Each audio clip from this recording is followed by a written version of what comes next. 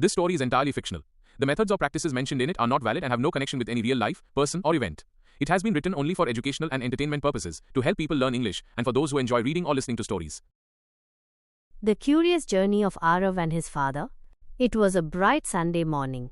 Aarav, a 7-year-old boy, woke up with excitement. His father had promised to take him for a walk to the town market. Aarav loved spending time with his father because every time they went outside he learned something new.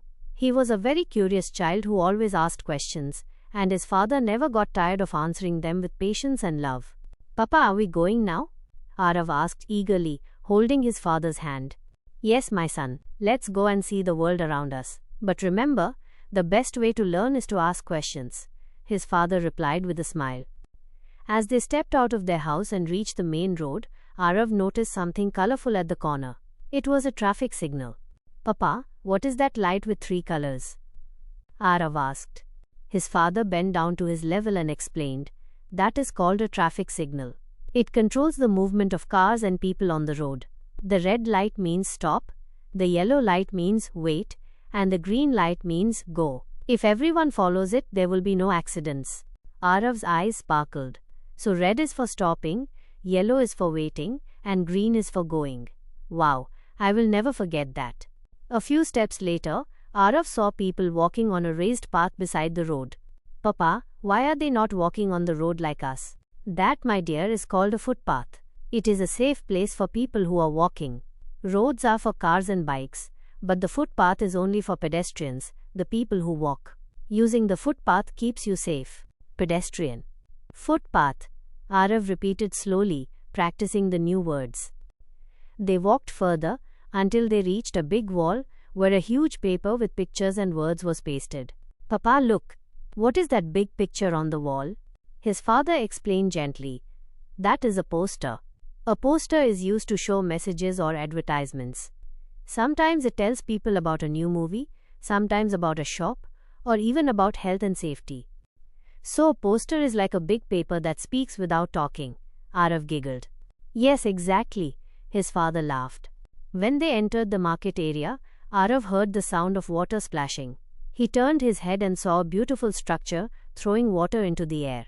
"Papa, look at the water flying." "What is that?" "That is called a fountain. A fountain is built to decorate a place and make it look beautiful. The water goes up and falls down again, and people enjoy watching it." Aarav clapped his hands. "It's like the water is dancing, Papa."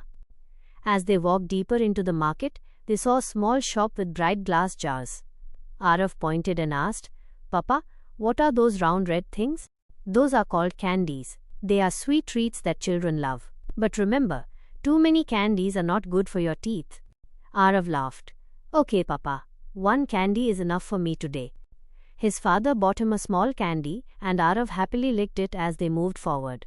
Soon, they saw a tall pole with light on the top. Aarav asked again, "Papa, why is that lamp standing there?"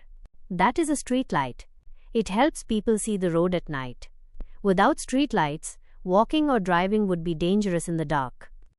Aarav nodded. "So street light is like a big torch for the whole road." "Exactly," his father said proudly. Next, Aarav noticed a man sweeping the road with a big broom. "Papa, what is he doing?" "He is cleaning the street with a broom. Keeping our surroundings clean is very important. A broom helps to collect dust and waste." Aarav thought for a moment and said, "So if we throw garbage on the road, he has to work more, right?" "Yes, son. That's why we should always throw garbage in a dustbin." A dustbin is a container where we put waste. It keeps the environment clean. Aarav promised, "From now, I will always use a dustbin." As they reached the park near the market, Aarav saw children playing on a slide and swings. "Papa, what is this place called where children are playing?"